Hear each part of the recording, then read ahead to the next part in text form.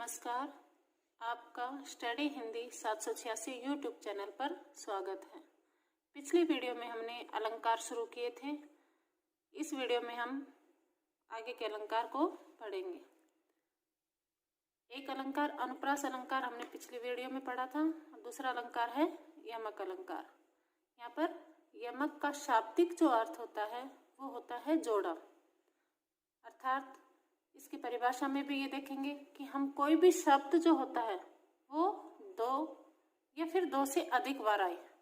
यमक का अर्थ होता है दो या जोड़ा, यानी दो बार तो आना ही चाहिए या फिर दो से अधिक बार आए। और उसका अर्थ जो होता है वो प्रत्येक बार अलग अलग हो, यानी जितनी बार वो शब्द आता है उसका अर्थ प्रत्येक बार अलग अलग हो।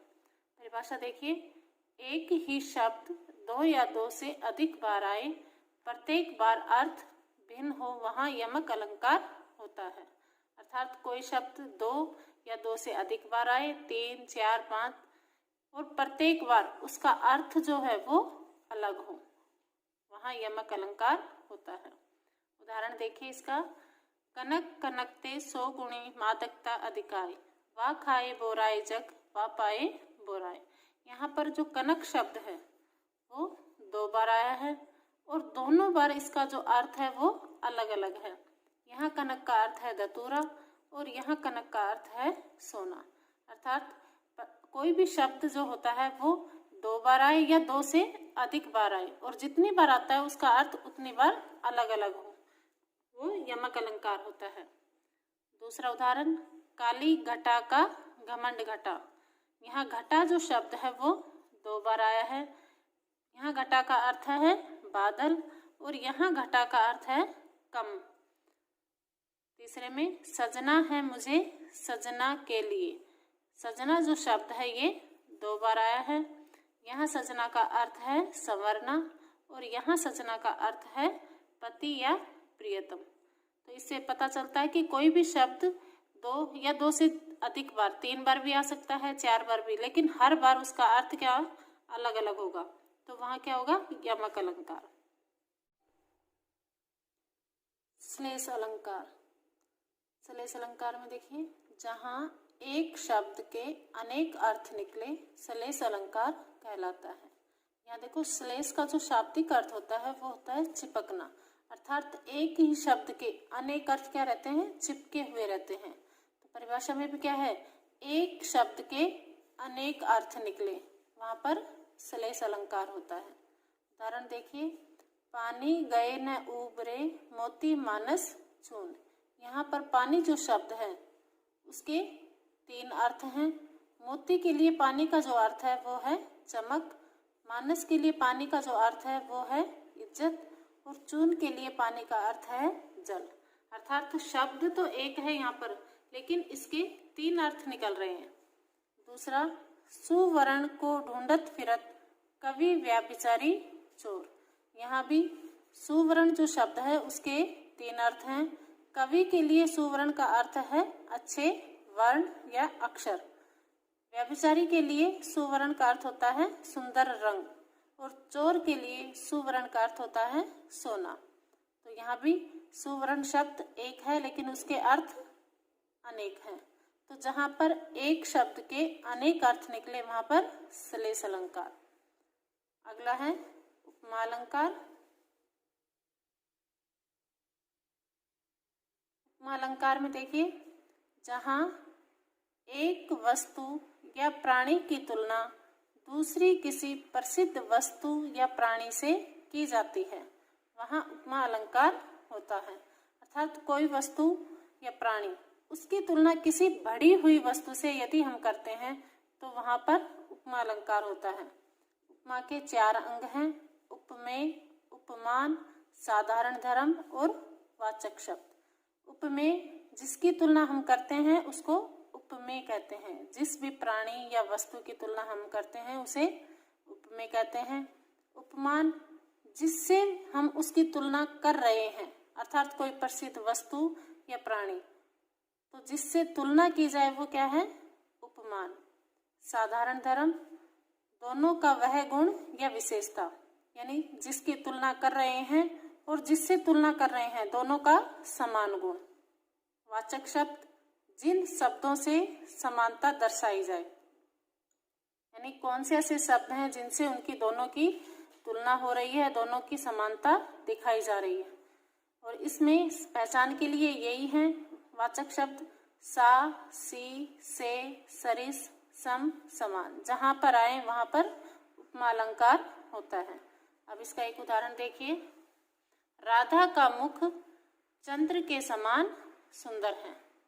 राधा का मुख चंद्र के समान सुंदर है। यहाँ पर राधा का जो मुख है वो क्या है? उपमेय, यानी हम उसकी तुलना कर रहे हैं। और किससे कर रहे हैं? चंद्रमा से। तो चंद्रमा क्या हो गया यहाँ पर? उपमान।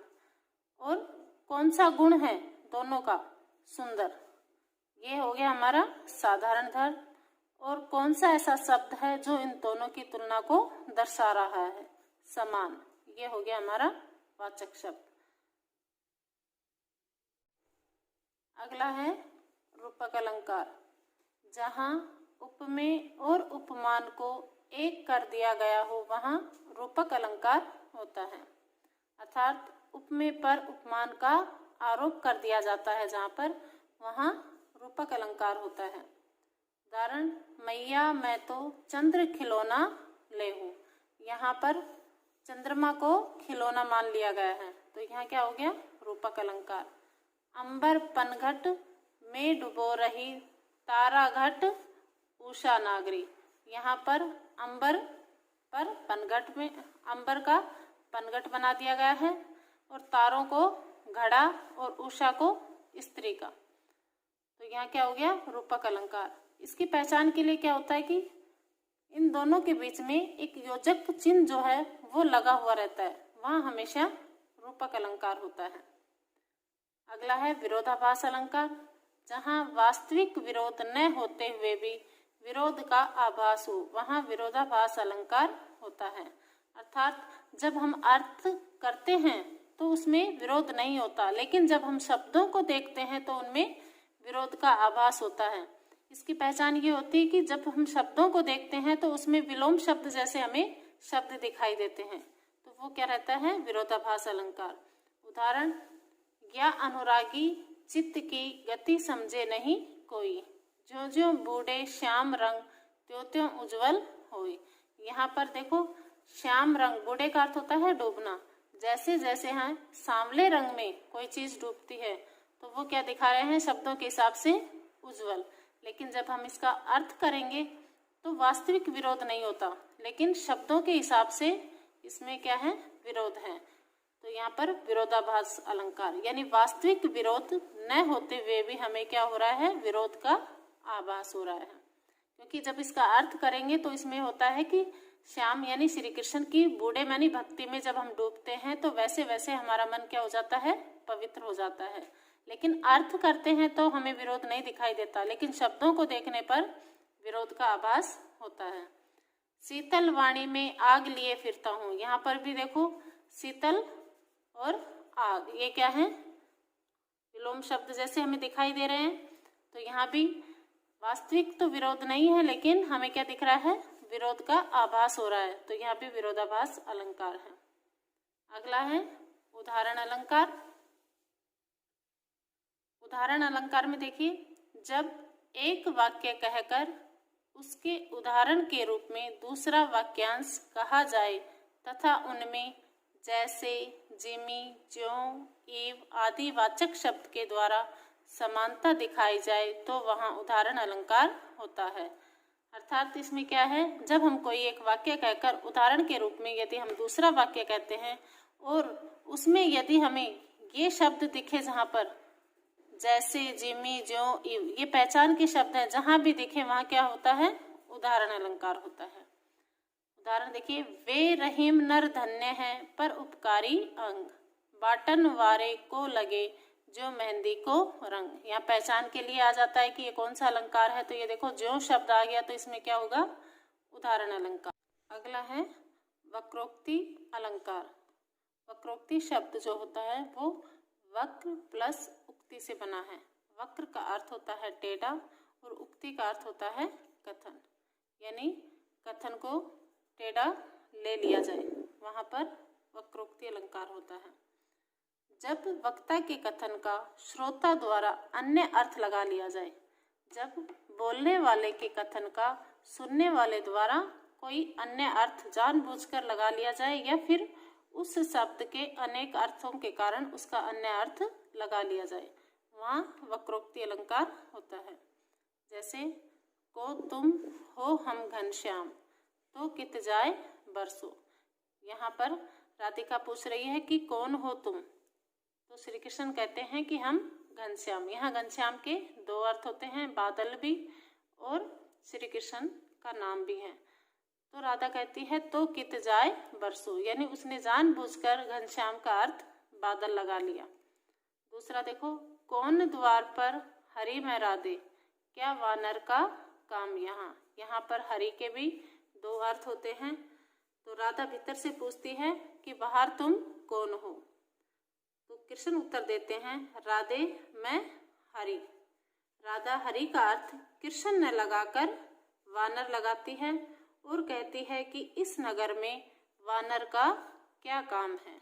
तो यहाँ पर वक्ता के कथन का श्रोता द्वारा अन्य अर्थ लगा लिया गया है, तो यहाँ पर क्या हो गया, वक्रोक्ति अलंकार।